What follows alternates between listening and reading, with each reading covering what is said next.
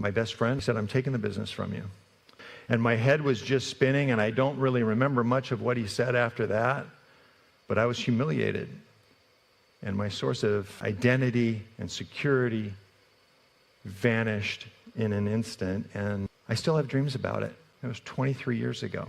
We decided to move to a small town in Northern California to raise our children, and part of it was that was the only place I could afford to live. I didn't have an income anymore. And we stumbled into this tiny church. It had maybe 50 people in it. Had a nice little white steeple. It reminded her of where she grew up in Ohio. And it was the first time that I'd heard the gospel message. No one had ever told me. Not my parents, not my teachers in school, not my workmates, and certainly not entertainers that have $3 million accounts for their cats. And after everything that my childhood dreams had been taken from me, I ended up in this small town, in this little church. And when I got there, do you know who was sitting in the front row? Jesus was sitting in the front row. And he had been waiting for me all that time. He had been waiting 42 years for me to come in to this house and to replace my American dream playbook with, with truth. So as a new believer and a guy coming from a world of financial excess on Wall Street, a guy who worshiped money and worshiped success, God had to teach me some things about money. And at first I thought, well, the church just wants my money. Pass the plate, man. It puts pressure on people. So when I heard about things like generosity and giving, I was skeptical. But what I didn't realize is that God didn't need my money.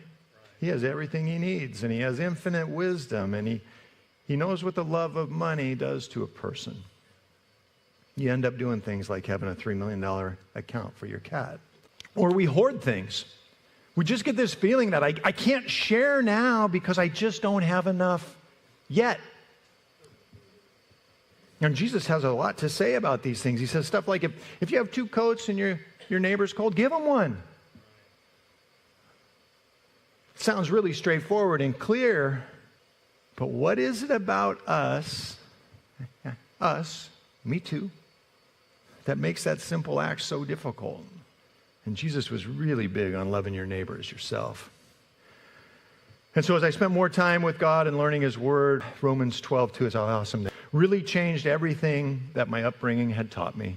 It challenged me. It says, don't copy the behavior and customs of this world, but let God transform you into a new person by changing the way that you think.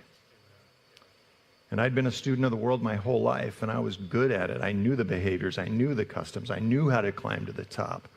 And now I was going through this transformation, and things were starting to happen to me because of the Holy Spirit. It's making me a new person. I was saturating my thoughts with his word, and it was changing the way I was thinking about everything.